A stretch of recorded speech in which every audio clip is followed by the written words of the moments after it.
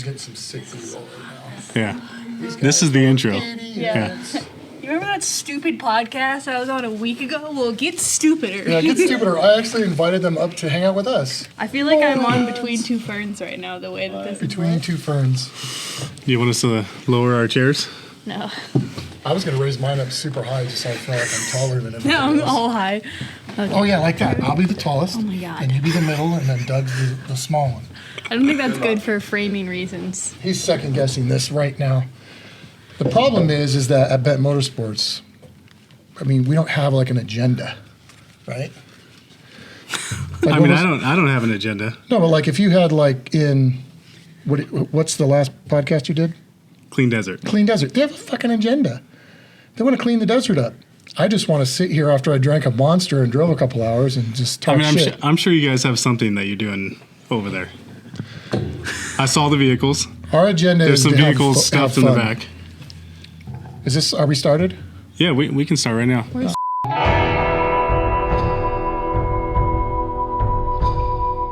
Started. We have our guest filmer back there, Kevin. And then Bent Motorsports here.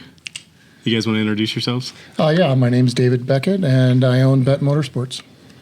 My name's Hannah, and I work for Dave. That's about it. Oh, my God. That's it. Thanks, guys. Dave, what do I do for you? I'm so glad your review is coming up. Yeah, can you explain maybe what I do for you? Because honestly, I don't know. All right, so I don't know what you do, in all honesty. What did you hire her to do? I have no idea. So she's there. Actually, I do know. I hired her to put us in positions like this. So she's done her job because well, there we're you here go. with LSK, which is a sick suspension / everything else company that we just learned by doing a shop tour. And so, yeah, she's doing her job because she's putting us in front of you, which is important to us. Well, thank Thanks. you. Appreciate that.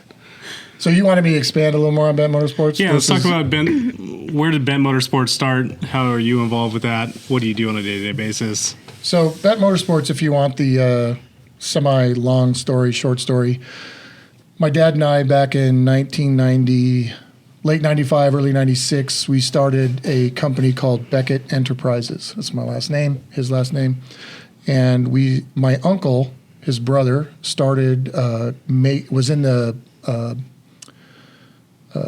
big rig industry doing alignments and tire wear and all sorts of other stuff for years. And he invented his own alignment system that was portable. And it made it so that he could go out into the field and do an alignment on an 18-wheeler in the field. And so he invented that tool, and he was selling it like crazy. And so then we started saying, well, hey, why don't you let us sell that for you out here on the West Coast, because he's from Nebraska, Iowa, I forget where he was at the time. And so my dad and I became sales reps for him, and we're going around trying to sell these tools for him. And then we decided every place we went, they would say, all right, look, it was almost 50-50. Half of them would say, we love it, we want the tool, we're in, let's buy the tool. Or I want 5 tools, or I want one for all my shops. And then the rest of them were like, we don't have time for that shit. Can you guys just do our alignments for us? And we're like, well, no, we don't do that. We just sell it. Who were you selling them to? Just shops or? I was up here right where you guys are at. I would come up to all these shops, and half of them would buy this stuff. And then the other half, eventually, my dad and I were talking. We said, look, if the other half aren't going to buy it, let's offer the service. And we'll just come out and service their trucks for them. And so I was coming up here every week and servicing all these trucks up here. So we had big accounts. We had Praxair and all these different distribution companies, and that we were, they had tons of trucks. Because we would do, what they were doing was, the number one expense for a truck is fuel. Number 2 is tires, right? So if tires don't last a long time, then, they're out of pocket. So we were making their tires last a lot longer. Well, my uncle's tool was measuring them so accurately, it was allowing us to save them a bunch of money, and they saw that. So we could also come up here, we could do an alignment with the tractor hooked to the trailer. And we could, if it was a long haul, we could do trailer and tractor together.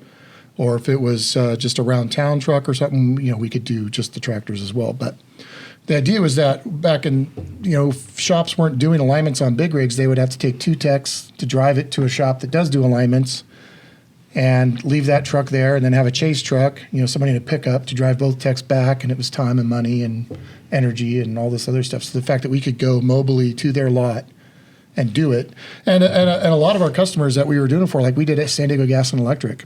I mean, they don't do alignments. They have a PM shop that's doing PMs on trucks, but they would have to drive their trucks like all the way down to some shop in Miramar somewhere. And so, anyways, that was Beckett Enterprises, and that's what we were doing: selling alignment systems and doing alignments for big rigs, essentially heavy trucks. And then my dad, it wasn't generating a lot of money, so I went and got a real job for a while. I got my real job, and I started restoring cars for a company that it was a private company that made a product that was not cars, but they were into cars. The owners were into cars, so I had my own little corner in the shop, and they would let me restore cars for them, and so that was kind of a dream gig. So I really got familiar with, breaking a car down to nothing. Even though I'd been kind of a mechanic my whole life, this was really my chance to dive in, almost no budget, right? Like get something done. And then eventually that, grew into one of the guys I worked with there. He wanted to start, he bought a Razor brand new in 08. Was that the first one, or 07? I forget when the 800 came out. Sometime around that time frame. Yeah, so he bought one of those, and he's like, Dave, I want to make a suspension for this. So, he made a suspension. We messed around with it down in the shop, and we made this plus 10 over, stock long travel suspension. And then we thought, well, we need to make this into a business. Let's move this to my garage and do it at night. So we'd work all day at our regular job, and then we'd go to my house and work at night. The ultimate hustle. Oh, the ultimate hustle, dude. And my son was like 2 years old at this time, my first son. And so I'm in the garage, it's midnight, 1 o'clock, and I'm out there with a fucking grinder, just plowing through steel. And my wife's just like, you need to stop. Like this, I'm done with this crap. My neighbors are hating me, right? Because I'm just doing it in the middle of the night. I didn't care. And so we made it. We started making cages. We started making plus 10 long travels. We were making, big, fat, Fox coilovers on them, and just we thought, this is gonna be it. We're gonna be Razor dudes. This is sick. Well, it was a perfect time to get into it. It's a perfect time to get into it, right? And so my dad at the time was retiring. He's like, hey, dude, I'm gonna get rid of this business. I'm done working on trucks. I'm retiring. You're obviously got your own thing going now. And I said, well, we're still partners in that business. Why don't I just write you out of the business, and I'll just rename the business Bent Motorsports, and we'll continue. Because we already had accounts set up, and it's hard to go through all that stuff again. So I ended up writing my dad I bought him out of the business, and I signed in my new business partner. And we called it Bent because Beckett Enterprises, whenever I used to send emails to my dad, it was too long to say Beckett Enterprises. It was too much to write out. So we took B.ENT. And that was where Bent came from. It was just that simple. Cool. And it's fitting for the off-road industry. Well, we thought it was nice because we were bending metal at the time. We were bending it, making roll cages, and we kind of made the logo look like bent tubes, and we just thought it was all worked out, right? And it was fine, and he and I, we did it for a long time, and that market saturated very fast, and you had to be super on board and ahead of the game and getting files. We had to wait until a customer would buy a new model and then decide to bring it to us, and then we could reverse engineer it and try to come up with our new products. And by that time everybody else who was making the product was already selling the stuff. Yeah. So Side-by-side industry became so oversaturated so quickly. I mean, you guys know that. We don't have to tell you that, right? But it's just extremely saturated now. Man, yeah. it started somewhere that was so different than where we're at right now. It just exploded and totally changed what we know as, the off-road industry. It's hard, like the new XP 1000 that's coming out, or it's out now, I think. We've been trying for a few months to get somebody to say, hey, I'm getting that car, I'll bring it in. Mm-hmm. And there's already companies that have cages for them. Yep. Like it's a hustle to get to. You got to have the in with them. Polaris or Can-Am, right? I mean. Yeah. Technically, or pay for SEMA Garage and hope that SEMA Garage has the actual files. Like if they're shared, sometimes the manufacturers share them, sometimes they don't share them. So it's like, can you really get them or not get them? It's a whole job. It's one whole person probably here at LSK, I'm sure, has their whole job is trying to get data so you can make new products. It's such a hard thing to do. And I was not that guy back then. I was not willing to do that. So, or you have to buy the vehicle yourself. or you've got to go buy the vehicle, build it, and then hope that you get your return on investment. It's kind of like the X3 that's sitting out there, that blue one. That's what happened with that. He bought that. They made a cage for it. And I don't think there was very many ideas to like completely go through that whole car. But now it's got the front suspension, rear suspension, cage, doors, every little bell and whistle you can think of that's LSK. Yeah. Which, it works, obviously. I think the return on investment works there. Yeah. But, I mean, going and doing that to every single car that comes out. Oh, dude. And it was wearing me out. Like, our kit was, we wanted it to be a complete kit where when you purchased it from us, everything bolted on, no welding required, and everything was included. Brake lines, like every banjo bolt, everything, including axles. And we had Summers Brothers make our axles. And, then halfway through that year, they would change something. Polaris would change the spline count of the axle shaft. And now I'm left with, 20 axles that go to a half-year Polaris that nobody wants Polaris anymore. is really good at changing stuff. Oh, my God, dude. Never ends. It never ends. And so I'm like, I don't want to do it. I'm out. Yeah. I'm out. I pulled the ripcord. Part of that is that they don't want us third-party companies to be able to tap into their market. Yeah. I mean, they want you to stray away from that as it is. That's why you can't get the info until months after it's already hit the showroom floor. Like, Well, but that's why their vehicles, what they're very good at, if I'm trying to be on their side for a minute, is they're very good at answering public demand, right? We want a car that goes faster. We want a car that'll jump. We want a car that'll do whatever, right? Yeah. They're very good at going, okay, you want this? This is the Type R. This is the whatever, right? They're very good at making their vehicles better every year. Better. So I get it. Their focus is not the aftermarket, as it shouldn't be, right? Their focus is their product. And they're always improving their product, I guess. Then you got Can-Am over here. The same car for however many years. Yep. but it works. Yeah, I mean, I think October they're coming out with their new, whatever their new model is, finally. Yeah. Calling it the Pro R Killer. Pro R Killer. What a crazy thing the side-by-side industry is, though. I mean, like, obviously, regardless of, what the opinions at this table may be, it's a extremely polarizing thing, right? There's some people who can't believe how awesome it is, and there's other people that would literally spend money to tear the industry down, right? Like, it's extremely polarizing, but regardless of what your opinion is, I think it's so interesting that if you want to admit it or not, the side-by-sides, in a way, saved the off-road industry as far as funding goes, right? Like, the off-road is, in some ways, like a slightly dying breed. Like, not completely, but a little bit, right? The funding's not there the way it is in other, like, sports and things, right? Like, we just don't get that type of, like, televised attention and funding and all that type of stuff. And then the side-by-side thing came around and, like, I mean, that just exploded. It just exploded, and whether you can like go to it your or local not. motorsports store and finance a car. Yeah, With turnkey. with no experience, nothing, and it's like a Sea-Doo. Same idea, And in that same way, it's extremely dangerous and whatnot,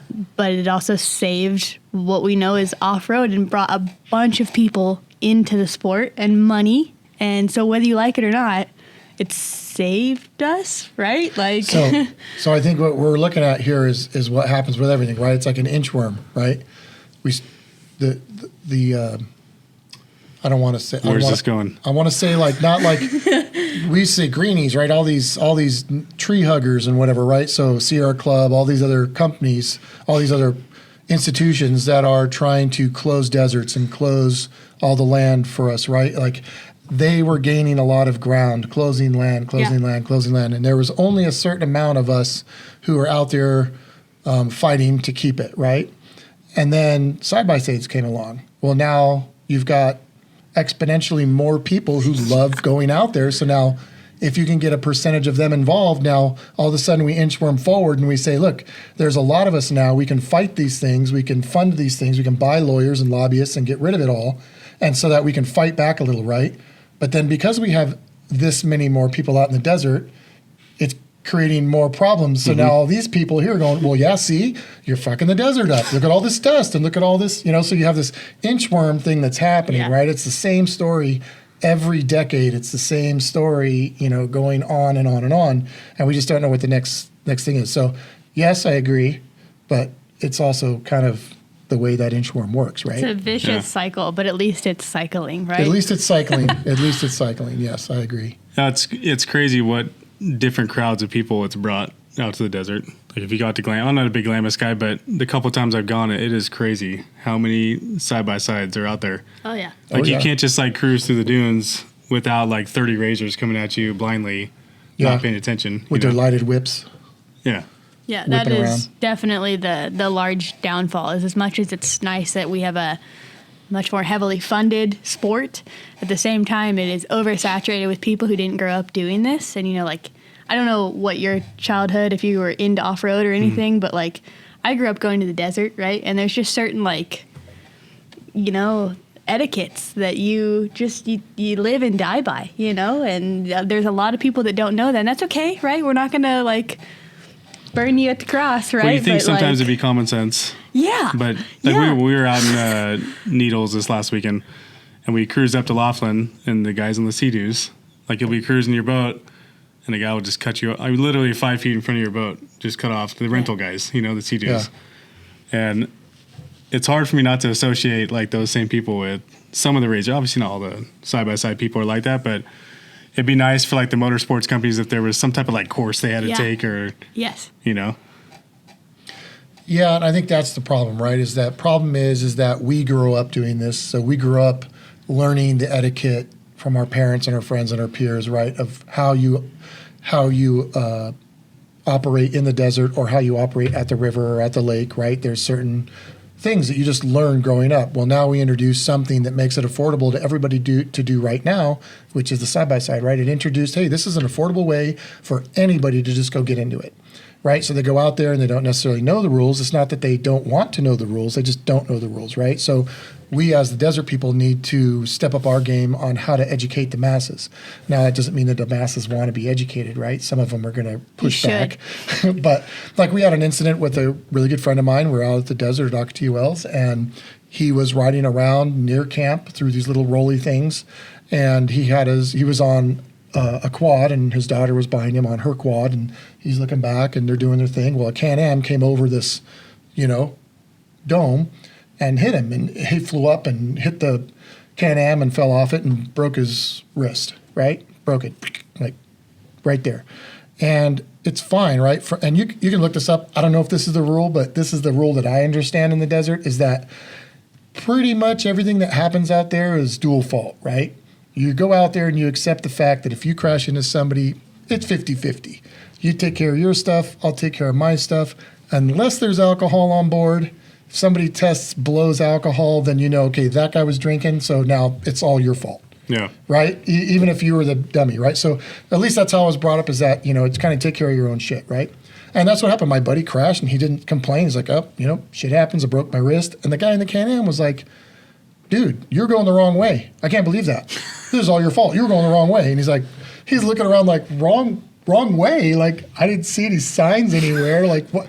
Did I miss the one way? It's not a one-way road. This is an Ocatee Wells? Yeah, an Ocatee Wells. What? And it was just like, we were all like, we hate to, shit on side-by-sides, but it's that mentality, right? Like, pump the brakes, dude. It's cool. Don't worry about it. Like, relax. You're fine. Like, you don't have to. Desert people are usually the most relaxed. Yeah, I'm like, don't give a shit type people. Yeah, he came back and had a beer before we took him to the hospital. You got to relax, and then we'll go to the hospital or whatever. Yeah. I mean, he's fine now, but my wife has a side-by-side, right? She's got a little 900 Razor XP 2014, right? And it's me and my kids. We all ride dirt bikes. The group I go out with is predominantly dirt bikes. My wife's ridden dirt bikes, but she's had a couple of bad spills and, several surgeries and That's what you sign up for. She's like, I'm done, dude. I'm not, with age comes a cage, man. I'm done riding dirt bikes. So she's got a little two-seater, and she cruises around with us. And I got no problem with it. I got no problem with any of the people out there, whether they're in a Volkswagen or a Can-Am or an old pickup truck or whatever, right? And I really don't, a lot of people whine about side-by-side chop and all that stuff. I don't ride on those roads. Like, I don't get on Pole Line Road and drive. I don't get on County Line and drive. It's really not that bad either. Yeah, I remember going out there. It wasn't side-by-side chop. It was just general washboard from the Jeeps and stuff that were out there, and the Volkswagen conversions. They were doing the little washboards, and you just, and now it's just chop, chop, chop. So I don't know. I just think that if everybody goes out there and just understand that everybody's out there to have a good time, and don't be a dick. That's it, right? It should be the only rule when you drive in. It should be a big giant sign. Ocotillo Wells, don't be a dick. Don't be a dick. Sorry, I'm stealing that from the Gambler 500. Can we those start guys, that petition? Those guys are the Sick. best. Was it Tate who started that Gambler 500? His whole rule book for the Gambler 500 is just don't be a dick. So, thank you. I love your rule. That's We great. should do that everywhere. Yeah, Dude, Pole Line Road gets gnarly. Pole Line Road gets real gnarly. It's like a super highway. It's the mixed fastest with, way to get to Jack in the Box. it's mixed, if you need gas or whatever. Yeah. But it's mixed with the side-by-sides, trophy trucks, dirt bikes. I mean, everybody's out there, and it's dusty. The dust doesn't settle. I mean, it just stays 10 feet above the Yeah. road, Yeah, but I gotta admit, we camp in an area east of county line, and we usually stay in general east of county line when we ride, and it's fine. I don't have any problems with people. It's very rare for us to get in a situation where we're like, oh, that guy's being an idiot. I would have to say out there where we ride, 95% of the people we come across are super legit doing what they're supposed to do. I feel like it's when you get Main Street area is where maybe the new people are going when they first start going out there, and they're going to Main Street because that's the Holmes only Camp area. Holmes Camp, that's the only place they know. Blow sand's pretty bad. Blow sand is the worst. I haven't been to blow sand in years. I mean, I drive by and go, there's blow sand, and I keep going, and I go to where I want to go. And I mean, I know there's some people that have been going to that area for years and years and years, and there's some people in there who are, grandfathered in and who know what they're doing. But I would say, obviously, the majority of those people are new because it's where you go if you're new. You don't know about the rest of the desert. But I just stay away from those areas. It is fun to go park up there and just kick back And just we'll watch. the chaos of these people trying to go up and down the hill together. And then what's even better is when you're watching them all struggling and turning away and doing things, all this crazy stuff, or revving it out and pinning it and rev-limiting it up it, right? You see I call them XYZs. What's the Yamaha? YXC. Yeah, XYZ, got it. And their freaking exhaust is glowing red hot when they're going up there. And then the Ranger comes up in his pickup truck and just drives all the way to the top, and he's checking tags and goes back down. It's the Ranger just did it in a regular old Chevy Sierra truck. It just totally makes it look wait, why? There's all this action and it's just no big deal. Yeah. I mean, depending on the weekend, it's pretty tough going up in a vehicle. I've Depends never on how gone up in a hot it is. side-by-side, but a truck at least. You've never gone a blow stand in a side-by-side? No. Really? Just dirt bikes on a truck. Oh, yeah. Dirt bike's the way to do it. Yeah. A dirt bike's the way to do it, but I mean, I've driven up in trucks and Jeeps, and it's really not You that just big air a down deal. to 5 pounds, 4 pounds, and Yeah, and just go. And if it's a really, really hot day, yeah, it's terrible. But if it's early in the season and it's cold, it's way, way easy. You just drive right If up it. Troy's 4Runner can make it up to That's the what I'm top of saying. blow sand, you can make it up to the top of blow sand. Yeah, that's what I'm saying. I mean, I saw the Rangers do it several times, and they've got Michelins, Street tires. Yeah, Hell yeah. yeah. So it's whatever, dude. This It's is not about the impressive driver, anymore. not the car sometimes, Yeah. I think what messes people up is that whole whoop section before. They're trying to hammer down that thing. And it's just beating their vehicle up. Yeah. And by the time they get to that first big dip, Yeah. they tap the brakes and then slide into the sand and then try and pin it. And I think it just And they're stuck, kills yeah. them right there. Yeah. Yeah, they bury it.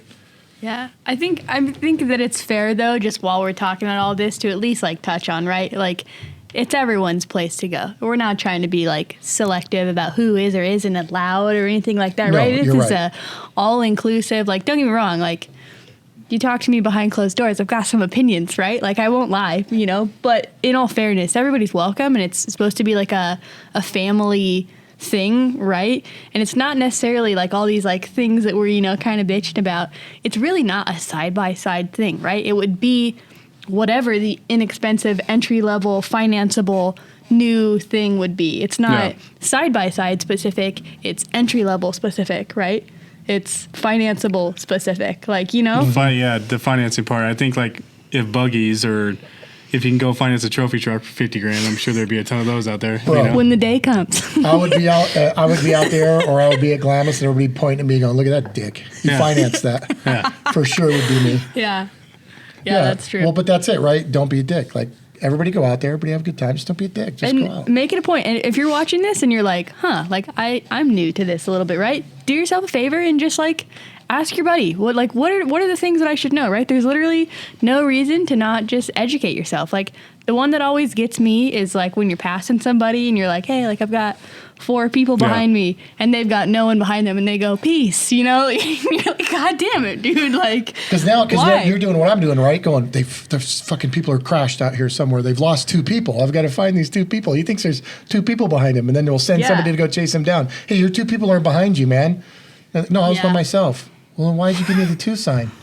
I'm looking for dead bodies out here, bro. It's all just, we're just bitching. But the only one that does really piss me off, and this is like a little bit biased of me to say, but just because I'm like a younger girl and whatnot, and sometimes when I'm like by myself on my dirt bike, if I like fall or I stall or run out of gas or whatever, all the crazy things that can happen when you're by yourself in the desert. Don't ride alone, by the way. That's stupid of me.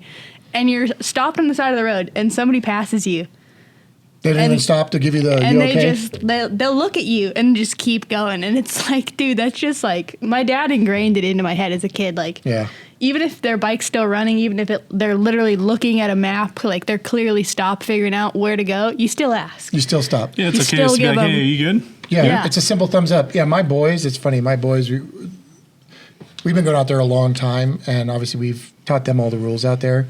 And what's nice now is we have these really bitchin' comms that we didn't have back in the day, right? So now I can communicate with everybody in my family while we're riding. That's a game changer. Yeah, and I'll hear one of my boys will be like, hey, Dad, I'm going off to the right. Somebody over there, like quarter mile, whatever. Like, oh, okay. And so we'll slow down, and he'll zip off over there and come back a few minutes later. He was good. Okay. Right, like my kids are actively like looking for stranded people, and they'll actually ride over and check on them. I'm like, that's dope, Like it makes me feel good. They're actively trying to help people, So you don't own a side by side? No. What do you have? Do you have anything? I have a RMZ 450. Okay. And my girlfriend has a gas 250. Hell yeah. Yeah. That's cool. Do you guys have the comms set up or no? No. Dude, those are such a game changer. I've never used them on a dirt bike. I've used them, for like more off-road related, like, trophy truck stuff and whatnot and sand cars. But like, I can't believe how much that changed what it's like to ride in a group of people. Dude, and the setup we have is so sick. We used to, when I was first riding with my kids, they're on like a 110 and a 50. And my wife and I are on bikes, or sometimes my wife would be in my Jeep or whatever, and I'm in the front, running point, trying to make sure my little ducks are following me, and I don't know what's going on, and I turn around every 2 seconds, turning around, trying to make sure, are they there? What's going on? Are they there? What's going on? And now with the setup we have now, they're made for like street bike clubs, right? Who are Is it the Senna? Senna, yeah. Yeah. They're just those like little pods, right? There. Yeah, a little pod that clicks on there, and you have a helmet kit that gives you your mic and everything. And what's cool about them is that the early ones, the early Senna kits, they were just channels. So you could be out there and you come across another family that's operating on the default channel, and you're getting all this crosstalk, and and if our friends who go out there would buy the same ones, we'd have to be like, okay, what channel are you guys on? Okay, we're gonna be on channel 1. You keep your family on channel 2, and now they create their own mesh network. So now my family has a mesh network. The other family, it's like rugged. You can make your own channel in there. Yeah. So then now only the 4 of us are on what's open mic, right? Where you just talk and it transmits, right? And then our friends who ride, they've got their family of 5 or whatever. They're on their own mesh network, but they can hear you all the time. Your family, whoever's on your network. But I mean, like, even your family, you can't like mute yourself for a second. There is a way, but I don't know how to do it. You can verbally give it commands. Oh, okay. You can verbally give it commands. You can hook it to your phone. The whole family can be listening to music, and as soon as someone talks, it kills the music. Or you can hear your phone ringing. You can answer a call while you're riding. So there's trick things in it, but I'm sure there's a way to mute it, and it's all verbal. You got to verbally tell it to do stuff. But when I do that, it like, I'll inadvertently be riding and yell something, and the thing like shuts off or does something because I've gave it a command that it's like, okay, Dave, we'll just do that. I'm like, no. I mean, But the cool thing is so Ken and his family's on their mesh network. We're on our mesh network. But then Ken and I, because we're the leaders of each group, can link. So then I can talk to Ken and Ken can talk to me. It sounds confusing. So that Like, how do you go back and forth? Oh yeah, if you do this, it makes so much noise. I know. How can you not hear that? You got to talk into my good ear, Hannah. What? Okay, I got that. So it is confusing, and Ken and I actually are too old to make that work effectively, so we've not done it So you lately. actually don't know if it works. No, we've done it once, but only once. That's just what the instruction manual But said. I know that it's possible. 2 minutes ago, he was like, "Man, it's amazing. We get to, Well, me and Ken can talk the whole time." Well, the amazing part is now I don't have to talk to Ken or his family. It's just me and my kids, Yeah. and the good news is too is that I usually ride. So Ken leads the pack, right? He's out front. He likes to be the hard charger out front and figure out where we're going. And my kids are fast now, so all the kids kind of stay up with Ken, and then I'll be at the back of the motorcycles. But I know one of my kids is always in the second or third position, so I can radio to my kids and say, "Hey, tell Ken that one of the racers had to stop," and he'll just tell Ken, "Hey, we got to stop for a minute," and I'm usually back, and the racers are all behind me, or any quads or anything that's bigger than a bike is behind me, and it's kind of my roles, fat guy at the back, dealing with. I get it. Yeah, I realized it's interesting. I've never been a great motorcycle rider, but I can kind of hold my own, and that's it, right? I'm not a very advanced rider. I didn't start riding motorcycles, period, until I was in my 30s. So there's no way I'm going to be a great, and then dirt bikes, I didn't even start riding dirt bikes till like my mid-30s. And So you started on the street? started on the street and then moved. Started on the street. I bought the biggest motorcycle I could buy at the time. I'm going to ride motorcycles. And my wife's like, okay. So I went to the little motorcycle school. You just told her you're going to be a badass one day. Yeah, so I'm done with this shit. I'm going to be a badass and get a bike. She's like, okay. So I went down to, I was down in San Diego, a motorcycle shop, and they had an 1800 V-twin Honda, a VTX. I called it my Honda Davidson. Oh my God. It's killing her right now. It had a drive shaft, didn't have a chain or a belt or anything. Super smooth and quiet. Smooth and quiet. But it was an 1800cc V-twin. I'm like, that's a big-ass bike. I want this. Hey, some of the Yamahas and Hondas are fast. Dude, that was the first bike I ever owned. I rode that thing home. Harleys are really cool, but I would like to, one day maybe I'll have a Harley, but so I rode that thing, and that thing was rad, dude. I drove all over the place on that. And then my first dirt bike I ever purchased was at NCY, and it was a 2007. Back when they were cool. Yeah, 2007 KTM 525 EXC, the street model. it used to be my dream bike, that 525. I bought that thing brand new. Those things were so Drove fast. that thing. Oh my God. That bike made me look like a way better rider than I was. Thank God that bike was so good, because you'd go across the desert. I'd go across the desert with that thing and it would do something. I'd be like, I'm going to die. And it was like, nope. Hey, still riding. Woo, I'm the man. No, that bike was sick. That thing was incredible. But what I was getting at was that we go out to the desert and I'm always riding out in front of my kids. Well, now I can't keep up with my kids. They wanted to do like a video thing. So my wife was in the Razor, and my youngest, who at the time would have been, I guess he was 13.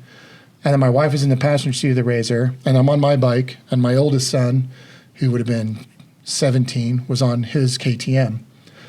And we're like, we're going to go over here to this road, and there's a lot of like nice rollers next to the road. So my youngest was going to drive the Razor on the dirt road as fast as he could, while my oldest was in these little rollers, and my wife was going to film out the side of the Razor. And so I hear him on the radio, okay, let's go, everybody go. And I'm like, okay. And I'm like, yeah, dude, I'm getting it. I'm hauling ass, man. This is sick. And here goes my son by me on one wheel in the air, just going womp, womp, womp. And here goes my 13-year-old in a Razor at 70, whoom. And I'm back here like, oh, like that was it for me. Like I was pegged, and these guys went by me like I was standing still.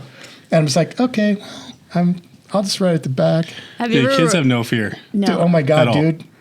None. Like going to for a while I was filming at Paris Raceway, Yeah.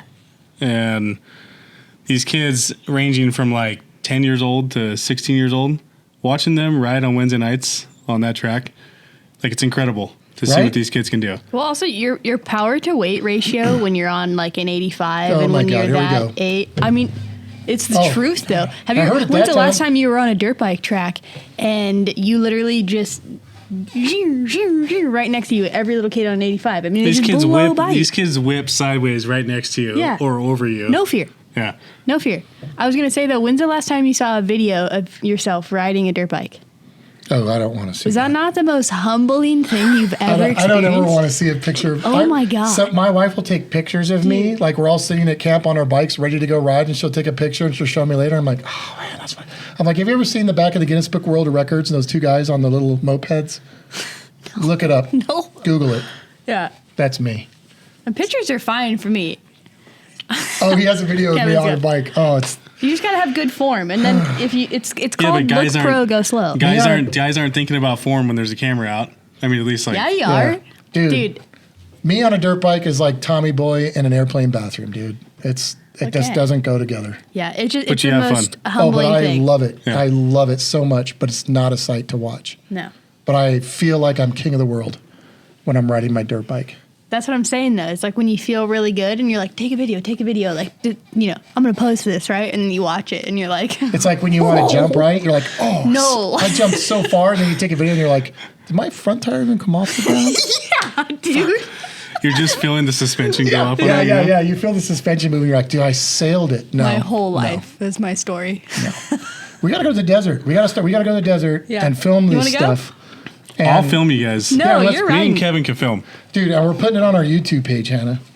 We're gonna put it on our YouTube page. We're gonna Let's do a full edit of like you riding, and just like hype it all up on Instagram. Dude, I'll do jumps. It'll be like Napoleon Dynamite rides a dirt It'd bike. probably get a lot of views. Dude, honestly, I actually am super down for this idea. Like, make it a Something really different, you know? legit edit with just super shitty riding, because I Yeah. can deliver on that aspect I for can sure. deliver. It'd be for cool. sure. Hannah, you and me will do it, and every time we do something, we'll like high five, Yeah. boom! Like Would you that was just the be- sickest jump ever, Hannah. Yeah, we'll be super into it. I think this is awesome. I think it fits your guys' personality. I think one time what we're gonna do is I'm gonna lay on the ground. What does that mean?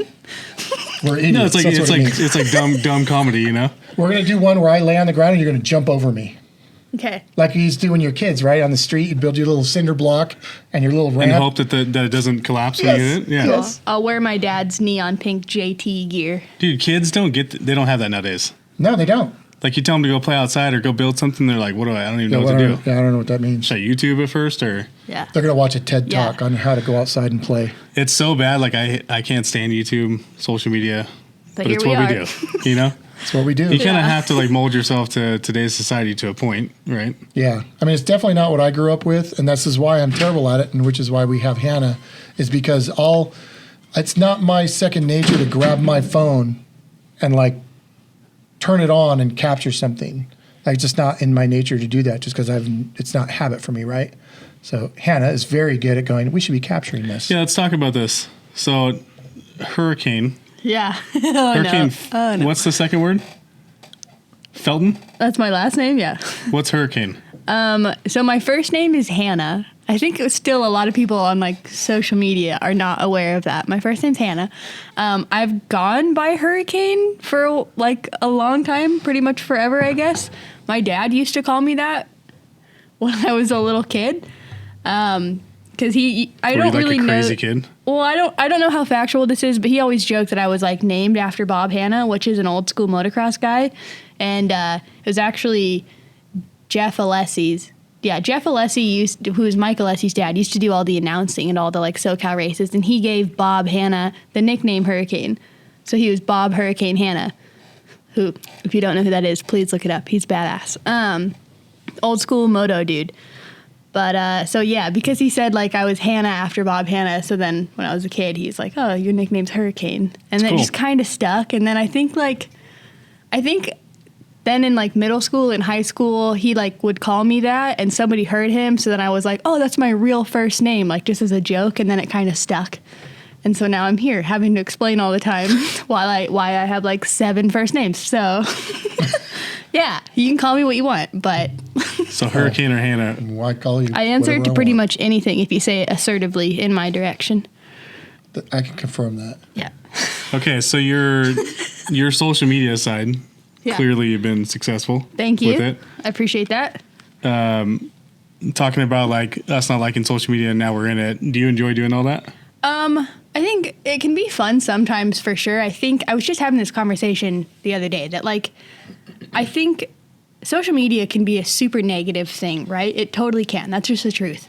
But at the same time, for me personally, doing social media related things has forced me to do things that I otherwise wouldn't have forced myself to do, like how to speak up for myself and represent for myself, how to not be so shy, how to put myself out there, like all these things that like if I want to be on social media, I have to do, right? So like it's good for character growth in a way, if that makes sense. But at the same I guess time, it depends on how you take it, right? yeah, you got to take Like if you everything take the positive. negativity and just hyper focus on that, I mean, I'm sure it ruins a lot of people.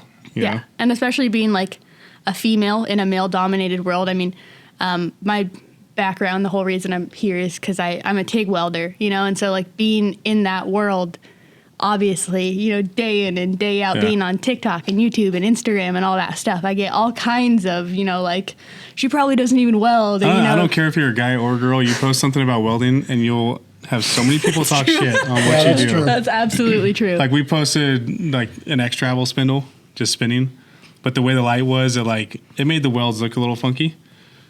And the amount of shit talking that people were like, "Oh, you guys suck at welding. I can't believe you charge that much for a kid and weld like that." Like, calm down. Yeah. You know? Relax. Everyone's a welder behind the phone screen. But yeah, no, I don't mind the social media thing, but ironically enough, I was just having this conversation with Blake over the weekend that I was like, dude, honestly, my end goal is to continue to do this and do well enough that I can make money from starting businesses and whatnot, that I can delete every social media, like personal social media that I have and just disappear. Like, you know, like I don't want to do this forever and ever, but for right now it's fun, you know, like It's a lot of work. I'm not a person that's like, oh yeah, like followers, I'm so cool. Like I don't want that. I don't want the attention. It just like is a nice source of income right now, right? Like it's not, I don't want it to be like a vain thing. It's just a right now thing. You know what I mean? I think when you started out, I mean, I don't, my like film page is nowhere near like the numbers that you have, but when I first started out, you're like so ambitious and excited to like try and grow something. And then it gets to a point to where like people just start wanting to use you for what you can do. And for me, like, I think I have like 4,300 followers or something. Right at like 3,000 followers, like that started happening a lot in the industry. It's a small industry. Yeah. People are like, hey, I need you to come film me, film. And they're like, for me, like you want to just say yes. You don't want to disappoint people. But then you start losing yourself in it. Like, where's me time? Where'd my life go? You know, like you just dedicate all this stuff to your phone, essentially.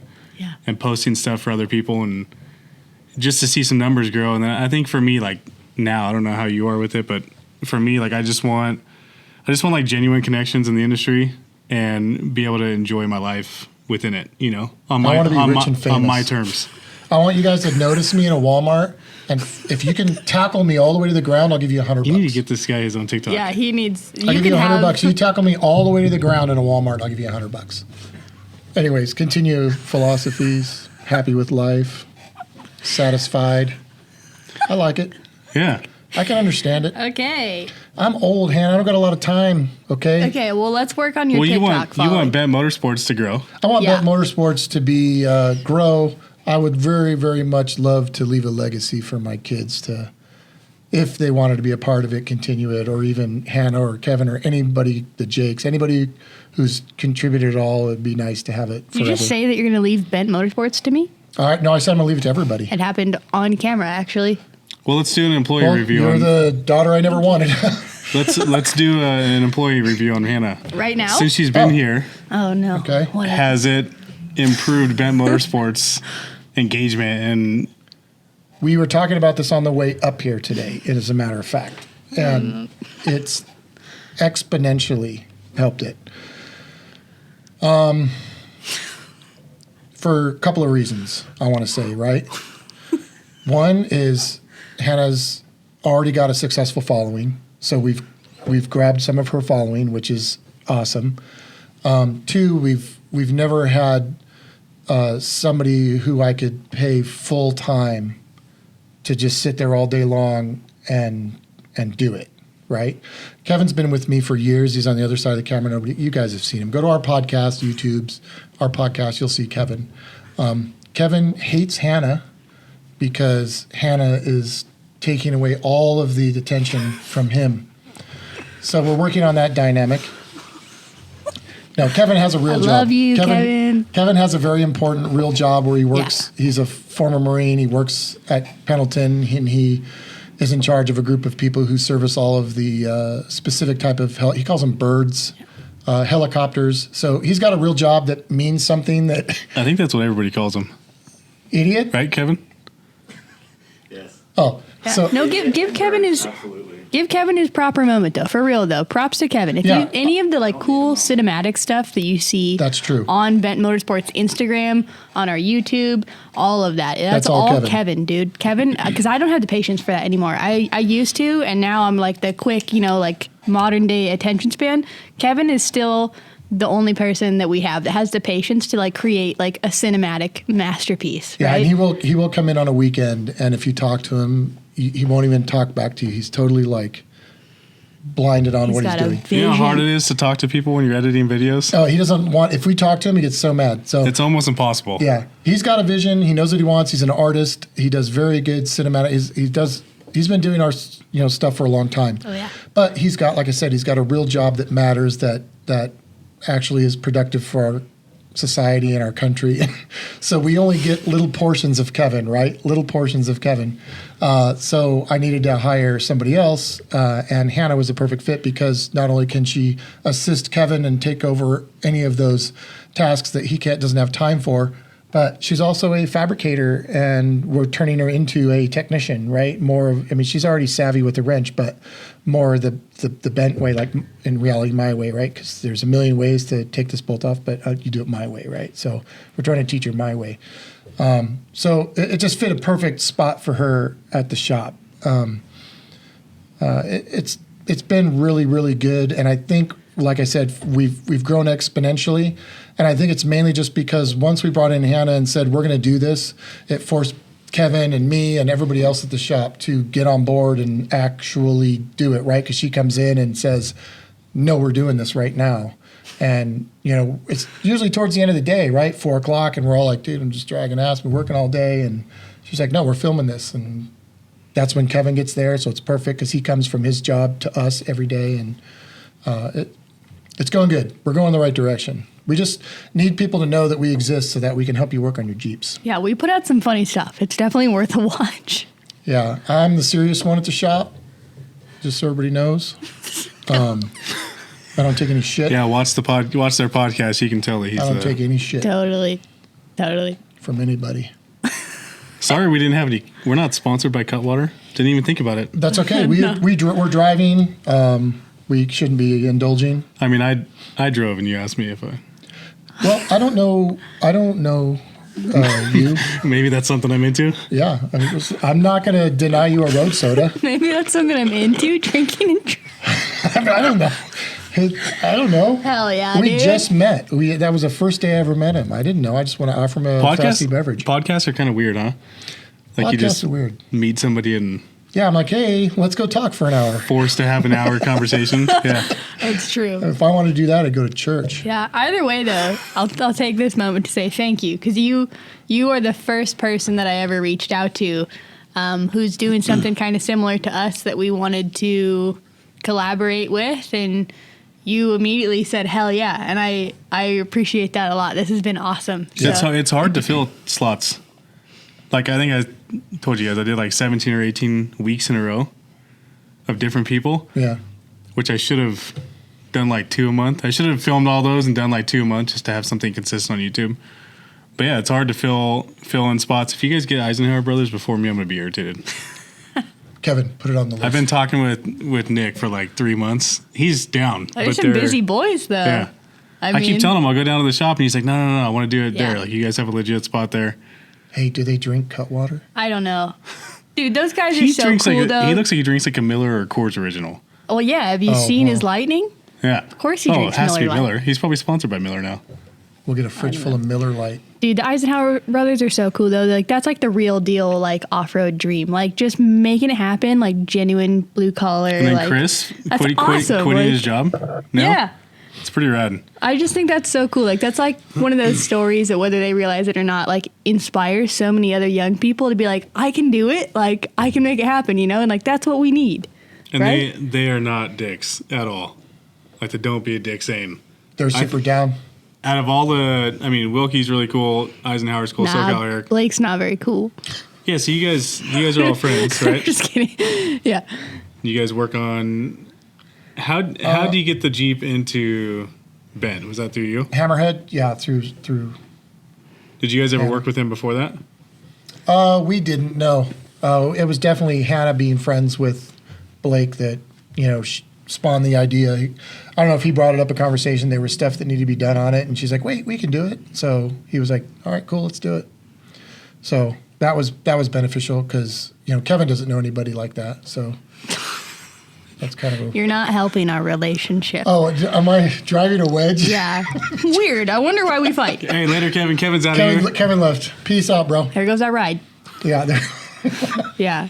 No, Blake's cool, though. He had mentioned at one point in time that he basically grenaded the rear diff on Hammerhead, which, let me tell you, he did. He absolutely did, in like 28 different pieces. And so I was like, well, let's get you in. Like, let's do a whole little YouTube series about it. Film the whole thing from start to finish. We'll get you some new gears, new axles. Rebuild it, that benefits you. We'll get to film the whole thing, which is awesome for us. And it turned out hilarious. We haven't posted it yet. We're probably going to wait a little bit. But, you guys are dropping like a whole YouTube video on it? Yeah.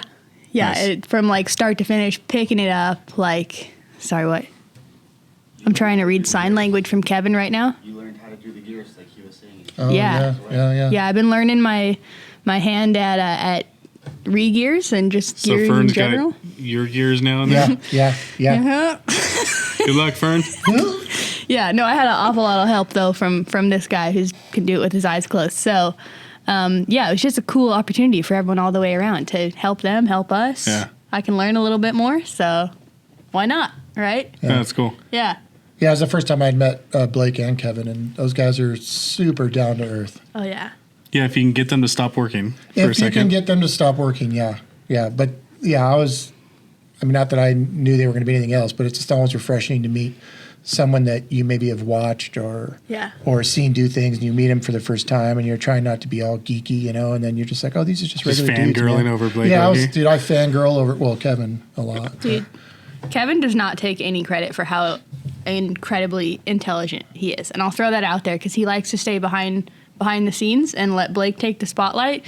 But for real, Kevin Butts is one of the smartest people I have ever met.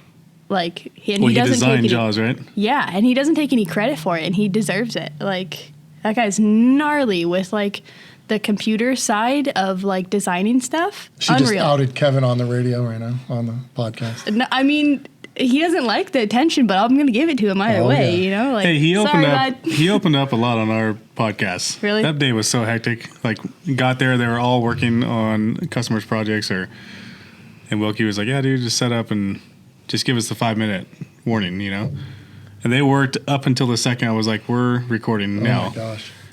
And Kevin didn't really talk the whole time. He was super serious, working on his stuff. And then as soon as he sat down, he just opened up.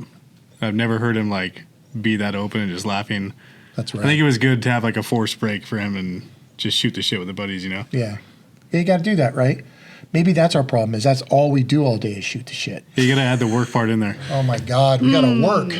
You might be onto something there with the whole working thing. I think we're What supposed do to you do guys? that. So speaking of work, what do you guys do there for work? So our bread If and people butter. have never heard of Ben Motorsports, here's So our bread and butter is technically upfitting Jeep Wranglers. That's our big Jeep guy. So Jeep shop, right? When we stopped doing, after we gave up on the side-by-sides, I went back to restorations, but at my shop. And then I bought out my business partner and I went solo, and then I turned it into a Jeep shop, an off-road shop. But then I found out right away that that's a very broad stroke, right? So Yeah. how do you focus it in? So then I started trying to focus on just Jeeps, but I would still take Toyotas and the occasional random Land Rover or something. And This You chair did it too. on That was purpose. mine. You did that on That purpose. was my fault. My abs- big giant feet. You hit it with your foot? I hit it with my foot. That was my fault. If you ever watch our podcast, that happens to him every 30 minutes And for it could some be reason. my foot. Maybe that's the whole problem this whole time. Although you did it once for me. Okay. All Oh right. my God. Carry on. So then we start refining it, right? So at some point, I've got to stop working on everything I think is cool because it doesn't make me money. It's just cool, right? And so I start, okay, I got to think like a businessman and not like this, kid who wants to work on every cool thing that comes through the door. I got to, sand car with twin turbos on one day and a Samurai with a carburetor the next day. And, you're just back and forth. So I said, okay, I'm going to work on Jeeps. Right. But then I get somebody call me and they've got like a Jeep Liberty and they want an oil change. I'm like, no, dude. Okay. So we're a Wrangler shop. Right. But then all the Cherokee guys get pissed. Right. So, okay. So we do XJs, but I don't want to work on ZJs, but I'll do XJs and then Wranglers. So ultimately now then we got to do Gladiators. Right. So we're trying to define it, but ultimately anything that's a popular off-roading Jeep, that's what we're going to focus on. We're getting really, really good at the new stuff, JLs, Gladiators all day long, JKs all day long, and we're upfitting them. Bumpers, winches, lights, tires, Mainly bolt-on stuff? Mainly bolt-on stuff. We've gotten almost completely away from the fab side of it just because there's companies out here like you that are doing all the fab work. Why do I need to do it? Yeah. You guys are making all the stuff. Why do I need to do it? I'll just order it from you and bolt it on. It's so much easier to get customers' vehicles in and out, too, Yeah. on the bolt-on stuff, right? Yeah, I want to get 5 to 6 Jeeps, 7 Jeeps a week, in and out, gone. They come in, we put them on 40s, big lifts, coilovers, bumpers, winches, Baja Designs lights, slap it on the ass, get the next one in, right? From a business standpoint, that's a much better business plan. And it's serving us well, and we're becoming really, really good at what we do. We can do gear jobs. We reprogram your computer for you, reflash the transmission. We do all that stuff. If you bend an axle, we can actually straighten it. We can straighten your housing, get it back square, and then put it back in your car. So some of them are beyond, but we do offer a lot of little services like that are very common. We sell parts too. We've got a whole website that has literally anything off-road that you can think of that we'll Yeah. sell you, or you can buy on your own through us, and we'll help you. So Yeah, we just launched that a couple of months ago. That was another project that Hannah was brought on for, was to get our e-commerce website going because we've never had an online store. And my son's at the shop right now working on it, and I think by the end of this week we'll have 2,000 products on the website that you can buy. And obviously, we're a phone call away or a message on that website. You can say, hey, is this the part I need? And we'll get 2,000 products. Yeah. That's a lot. yeah. Yeah, We have like 198, and I'm like swamped on our website. Yeah. Well, we haven't sold a lot yet. Not a lot of people know about the website, so I'm hoping that when they do, we get swamped. It's exciting. I like having different revenue streams coming in. Hopefully that'll help us in times where we're slow, or it's just trying to make good business decisions, and help people out. What I like is that if you call the number or you send us a message, it's me or Hannah or Curtis or one of the Jakes is going to get back to you and tell you, no, you don't want that part. You want this part. What year's your Yeah. Jeep? Okay, no, you want this, right? We're going to give you that. We're trying to give people that are outside of our service area the same type of service that we can give them, but outside of our service area, right? So somebody who maybe lives in Indiana or Ohio or something who's wants to get a gear job, but they don't know, but they maybe listen to our podcast or know that we know what we're talking about. They feel comfortable just calling us and saying, hey, what should I do with my Jeep? And we're like, okay, here's the piece on our website, order this stuff, and it'll get shipped right to you, and this is what you need to do. And then ultimately, hopefully, we can do much more videos on how to do gear jobs and how to straighten an axle. And, I'm not trying to keep all this information. It's not like some secret magic stuff, it's just general mechanics. I just want. I think people appreciate that. Being able to watch you and your knowledge of what you can do and be steered towards your guys' company as opposed to a different Jeep company that doesn't show what they know how to do. They're kind of going into it blind. Yeah. I think on a marketing side, it's smart for you guys. Yeah. Yeah, I think it's going to be good. I mean, the difference between, like, say, us and a 4-Wheel Parts or an Off-Road Warehouse or any of those big places is those guys are their business plan is to sell parts. They do have brick and mortars that sell the parts too, and then as a bonus, they will install those parts for you. But their primary function is not the service side of that business. It's the parts sales. right? Sorry. Whereas our primary function is the service. Our primary function is to service you as a customer and make sure that your Jeep is badass and 100% perfect. And I make a tiny bit on the parts. So the idea that we're having a parts website is not, in my mind in the beginning, was like, this is not go in line with what I want to serve. I don't want to be a parts house. Well, it's a drop shipping website. I'm not warehousing any parts, right? I'm just using my connections with the parts that I use to help you, the consumer who's not in my service area, to get parts, and then I'll make videos to show you how to put those parts on the right way. If some of the manufacturers, like I know Terraflex is pretty good about having videos on how to put things on your guys' website, YouTube stuff, how to put things together is good. But there's some companies out there who don't have, they have good products, but they don't have any YouTube video on like how to install it. And I get it. They don't care, right? They want a shop like me to put it in and just be done with it. But I'm totally good with just showing everybody how to do it. Yeah, we have like a weird mix of customers who can't stand our YouTube videos. Oh, really? Like they just want an instructions book, like step by step of what you do with this. Mm-hmm. But that's a whole different ballgame to get into that, Yeah, I have very limited experience with that. When we first made our Polaris kit, was how are we going to make an instructional video or an instructional book on how to install this? Because it was a very extensive kit. And I guess fortunately we never got to the point, we ended up shutting it down before we got to the point where we were going to need that. But it was always on my mind, are we going to do a video? Are we going to do multiple videos? Like, do we do a video on just how to put the coilover on? And a video on just how to do the brake line, and a video on just how to do the shock tower. And then that way they could clip from one to the next, to the next, to the next, instead of one 40-minute video, right, that's kind of edited together. They could actually pick on, I want to do coilover, boom, and they click on it, and then that was the video. I don't know. We never got to that point, so I don't envy you.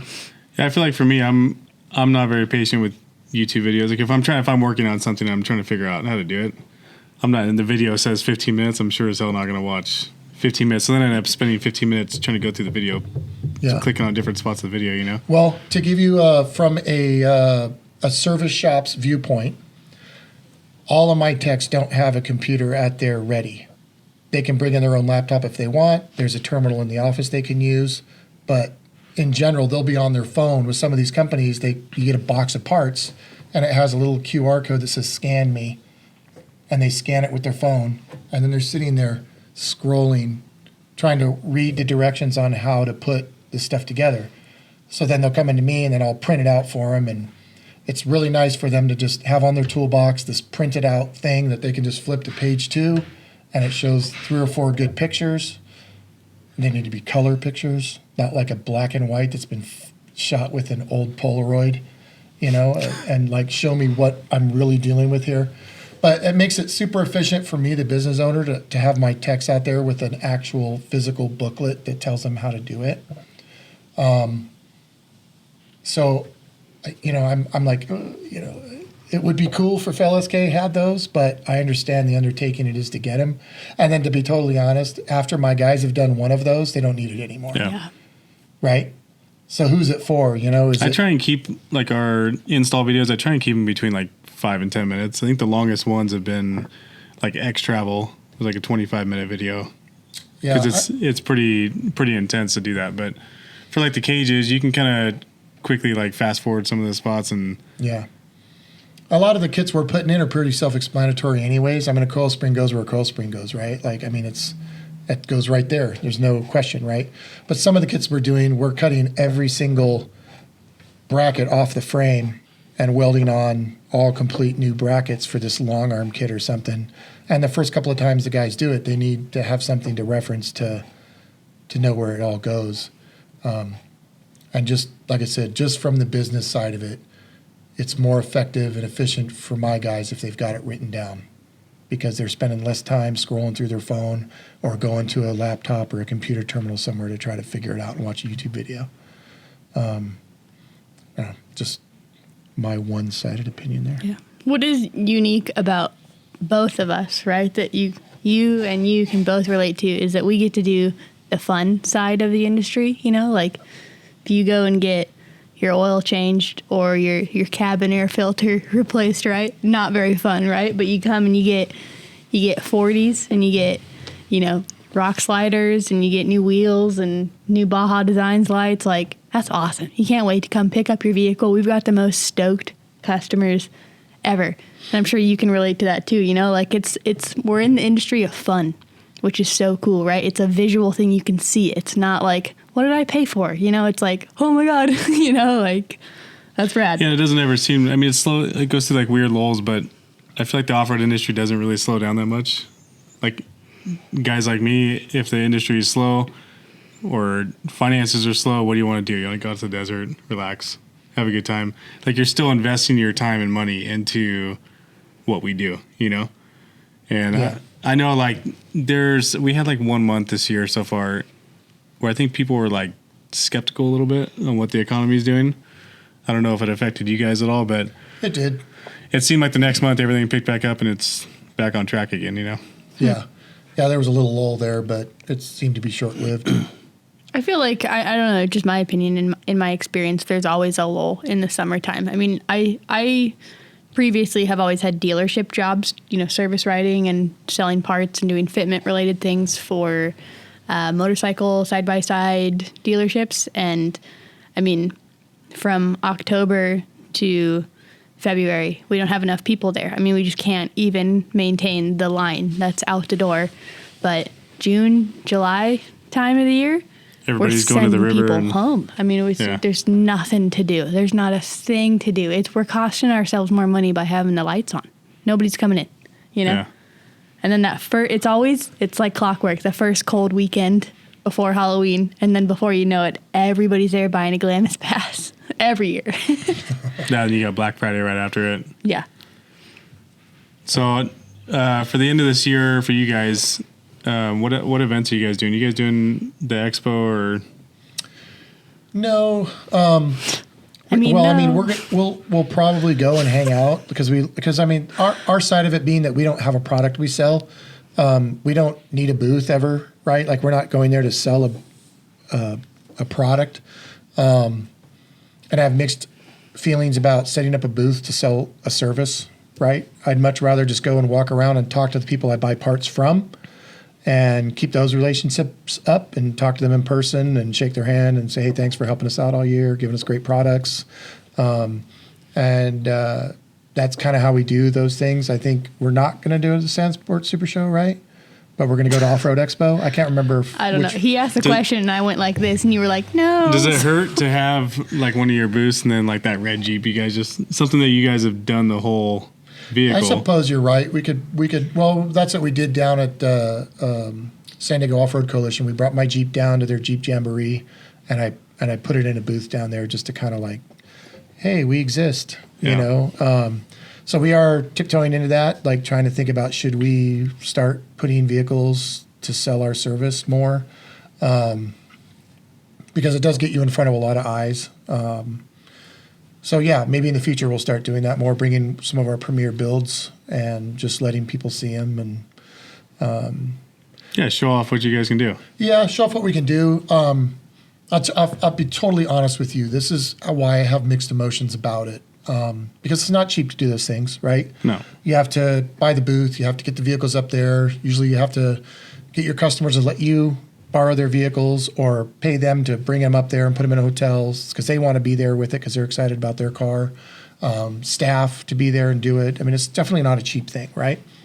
And I joke about when I go to SEMA every year. We go to SEMA not because we have a booth. Sometimes we have cars in SEMA. That it's cool. We'll go look at them. The customer or whoever we were building it for or we're a part of building it for, we'll have it at SEMA, which is nice. But SEMA is a place where if you've never been, you can walk right past $1 million car and just pay it no service just because you're in a sea. You're basically going to an area where you're in a sea of diamonds.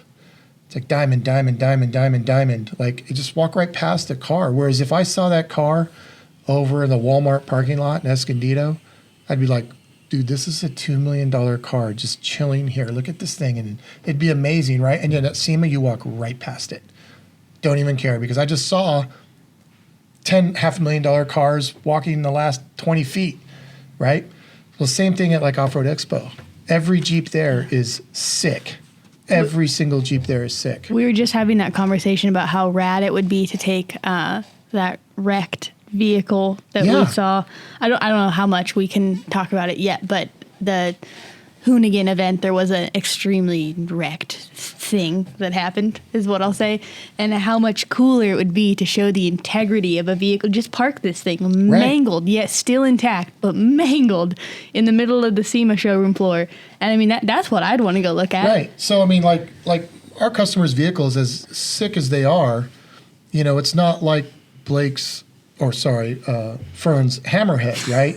That's famous. Like, get a famous car, people are going to stop and look at it. The Hoonicorn, whatever, right? Loki people would gravitate towards it because they've seen it. Which is BJ Baldwin's truck. But like my customers' Jeeps, as well as they would represent us because they're beautiful Jeeps and they're built really well, and we could probably get a percentage of people to stop and look at it. I'm not sure my return on investment is there. Like, how many customers am I really going to get from? I don't know. This is where I like have a problem with it in my head, right? I need to have somebody who's a marketing expert come in and say, "No, David, you're a freaking idiot. You need to be there." I think that it's essential. Sorry, were you going to say something? I overthink things a lot too, just to be clear. I was going to say, I think it's good to be there, but as far as like return on investment, I think it's the proper thing to do nowadays to look at how our industry has changed and kind of like assess the nature of the beast, right? Because there's a lot of things that you can do now that don't cost you really any money that still give you a good return on investment as far as just branding. I could pay Kevin $100 to wear a Bent Motorsports shirt and no pants, and he'll run right through the expo. Or that, just getting your name out there, like even just that simplest thing as us, walking around asking people silly questions about, what does the W stand for? If things like that you get someone's attention. You don't necessarily have to drag a whole vehicle and your whole staff there and buy a booth and all that shit. There's a lot of things you can do to harness the attention without spending thousands of dollars. Well, there's a ton of free events that, we do pre-runner events all the time that are free. Yeah. Well, that's why we do our Tony Tuesdays and our Wiener Wednesdays and things like that. I don't have a trophy for you guys. I should have come up with something for you guys. Yeah. Yeah. What is it? Don't be a dick Thursdays. Don't be a Yeah. We do Tony Tuesdays though. Speaking of events. Tony Tuesdays down if you're in our area. Is it the second Tuesday of the month? Yeah. Second Tuesday of every month at Tony Pepperoni's in Vista. It's off of the Sycamore exit in the 78. They're in the Walmart parking lot from 5 p.m. to 10 p.m. We pretty much just hang out and give away shirts and swag and ask dumb questions. And you basically bring your off-road vehicle, whatever it is, park it, have some pizza and beer. And it's just kind of like a cars and coffee type of vibe, but a little extra.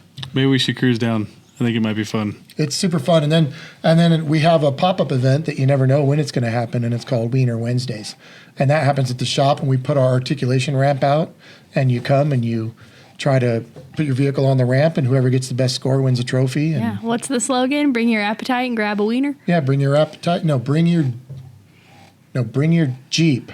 Bring your off-road car. No, that's totally not what our website says. Bring a hot dog and grab Kevin's wiener. No, nope. That's not it. Still no.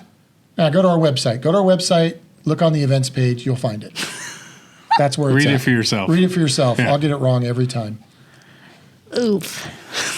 Hannah does not like going with me places. I made her so uncomfortable. No, I'm the most comfortable I've ever been right now. I can tell by the redness on your face. Nope, I'm chilling. Oh my goodness. All right. Well, you guys have your YouTube page, right? Yes. We do. You do your podcasts and some, I guess, vlog stuff, right? Yeah. Yes. And do you guys have TikTok? Yes. We do. Just Bent Motorsports. We're most active on YouTube and Instagram. On the YouTube side of things, we're going to start putting out a weekly video every single Friday. We're going to drop a video. It'll Is that either his be job? both of us. It'll be either a vlog or a podcast. All of our podcasts are various guests. We just had Blake. We just had Fern. We just had this guy. We do basically all things off-road. We do a little bit of like educational, technical stuff with a nice mixture of just absolute Okay, so Carnage. Hilarious. I feel so, Doug. I officially apologize for the Yeah. podcast you were on. It was an absolute shit. This is a very, very nice setup. This here. is more like business here. This is Yeah. legit. Like I feel like I'm like, okay, behave, David. This is a real company. We mess around a lot, and Fern was there. There was a lot of stuff going on. That turned into a shit show really fast. You guys should definitely go watch it because Doug was super patient with us. Yes, he was. No, it was fun. No, dude. You guys act like I'm some No. some uptight Oh person. no, you know? he was. Well, I just met you. I didn't know that you were cool yet. He's cool. It felt like we ran over you with a freight train, to be totally honest Yeah. with you. I had to watch back that video several times to edit it, and it was painful. It was painful. So thank you for being there, and then obviously inviting us up here. We must not have been that bad, but yeah, go to our YouTube, watch our videos. We normally try to keep our podcast. Normally is to give you guys a little bit of insight on maybe any fun projects we're doing in the shop, our personal projects. Sometimes we talk about. We love giving tech tips, and then we usually have some sort of side banter on whatever's pissing us off or making us happy that week. And it can get heated and it can get fun, but we really, really, really would love to get some more structure to it. And I want to personally give more technical tips, like a whole segment of technical, maybe 15 or 20 minutes on every hour that we do that's technical stuff. So if you guys have ideas, please comment on our videos and say, hey, talk more about how you straighten an axle, or talk more about how do I pick my correct gear size, or whatever. Those are the things that we need to know that you guys want to listen to. We'll tell you. And We'll I tell will ya. tell you 100%. Oh, yeah. We'll tell you. And if you're wrong, Hannah will tell you. Nope. I'm never wrong. I mean, I'm not always right, but I'm never wrong. Okay. Okay, good. Now that we've established that, Doug, you were talking, and then we railroaded freight you trained again. you again. God damn it. I was just letting you guys talk about your social media channels. Thanks. Yeah. Anyway, a formal apology for having an absolute shit show of a day while you were there. No, but we Thanks for had being some patient. really good food. Yes, we did. We did have good food. Thank you, Fern. Appreciate it, dude. Almost famous. No, I think it was a good day. The whole purpose of the podcast for me and what we're doing here is just to diversify with different companies and people in the industry. I think it's there's a lot of cliques in the industry, and like Dirt King, for instance, I want to get them on here because they're our biggest competitor, and there's so many Ambitious. There's so many people that they're cool with it. Greg Still, over that's there. ambitious of you. Props. I think stuff like that, like to kind of squash some of the shit talking, back and forth. We both make very good products, and why not bring them on and us talk about why we believe our product is good and why they believe theirs is, Dude, that would be amazing. And in all reality, as if I didn't know you guys and I'm just this third party out here and I know there's a podcast between Dirt King and LSK, Yeah.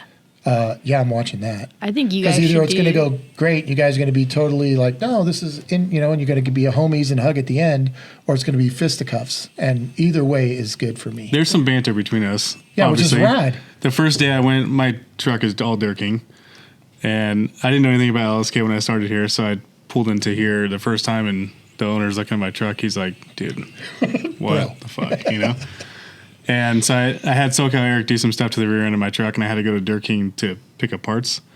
Second I walked in there, Greg's like, you're Dweezy, right? I'm like, yeah. He's like, so you're the new LSK media guy? I'm like, yeah. And he's like, I promise you I will give you a job right now. Do you want to work with us? I was like, no. Because I just started here, Yeah, sure. You don't want to go. I was like, Greg, I think I have something good Roasted. going on here. But ever since then, that was like an icebreaker for me and him. Yeah. And now we shoot the shit all the time. And Well, it's that's cool. good. It shows that you have integrity, right? Yeah. He was testing you, and you passed. I think think he you was guys testing should me. do one of those pay-per-view MMA fights where people can bet on who's going to win. I bet for you. Between us and Dirt King? Yeah. We're just throwing long travel parts at each other? No, you fight. Oh, fist to fist. Yeah, do it like how do they do it in Russia, where it's not just 1-on-1, but it's like 3-on-3? Yeah, pick your 3 top guys. All right. Well, we can put emotion into this. See if it Can works. we make the cage bigger and have Yeah. like 3 teams in there, so Bent can jump in? No. This Hannah, is, be me, you, and Kevin. nope. Nope. No. No. No. All right. Well. All right, we'll be on the lookout for the Dirt King and LSK fight. Yeah, I can't wait. I appreciate you guys coming down here or up here. Enjoy the drive Thanks back. for having us. And we'll see each other out there. I think King of Hammers. You guys are going out there, right? Oh yeah, we'll be at Hammers. Oh yeah. Maybe you guys will see the 6100 out there. Ooh, I hope so. We saw the progress in the back, and it's looking sick. Blake told us there's no way. He, Really? he laughed at me. He's like, "You're out of your mind. I think Challenge that thing's going to King of accepted. Hammers." Wow. Yeah. Rude. You need to get some people on that then. See, there's a difference though. Like he'll work like 195 hours straight. Yeah. And sleep for 2 hours Blake to get something done. can confirm. Yeah. Can confirm that guy, dude. Never stops. It's unreal. Unreal. I've never seen someone who is up before everybody else and will work all day, maybe stop for lunch, and then still be on his back under a car 10:45 at night, go to bed, and then wake up at 5 a.m. the next day to go to an event. Like, and just not ever complain. An Have event no complaints. in like Florida. Yeah, I know. Yeah, and he's driving there. Like, Yeah. unreal. Yeah. Props to that dude. It's crazy what some of these guys are doing. Eisenhower's too. Like, props to all those guys for the lives they've made for themselves, and it's a lot of work. It's not easy. Well, that's how social media has kind of ruined it, though, is that it all looks like fun and games. You know, like the must be nice thing is what everyone throws around until you walk a day in their shoes. And you're like, oh, no, this is difficult. This Yeah. is not all fun and games. So Parsons is going to be on here soon, Oh, really? and we've been talking since King of Hammers about him getting on the podcast. And he called me like a week after King of Hammers. I'm not going to tell his whole story, but he was in like a very low spot Yeah. after that trip. It like destroyed him, financially, and just like problems with all his vehicles. And that's the shit that I want people to hear, like it's so glamorous on social media. Like, man, these guys just have badass trucks. People probably work on them for them, but he doesn't. Like him too. Like he's constantly working on his stuff, and he just went out there, annihilated all his vehicles. And you still have to come back home and perform for the public. Yeah. This is Aaron, by the way. This is the owner. Hey, Aaron. Nice to meet you. Bent Motorsports. Hey guys. Hello. Yeah, as far as Darren goes too, like not only does he maintain all of his, like fun cars, if you will, right? That guy, again, another awesome example of like true blue collar guy. That guy works with his dad at like just a regular everyday 9 to 5 and just kills it. And like, that's awesome. Yeah. That's cool. Like you said, those are the people that we want to hear from. Like that's making the dream happen right there. They'll be here. You guys need to grab some of them too. What? You guys need to grab some of them too and get them on your podcast. Oh, yeah. And I'll make Darren hear come a back. different side. Yeah. I agree. He was on the So Huh? He was on the phone with Fern. Oh, yeah. That's he true. did answer, huh? He did, didn't he? All right, guys. All right. Thanks I again. appreciate it. I appreciate it. Thank you. See you guys next time. All right.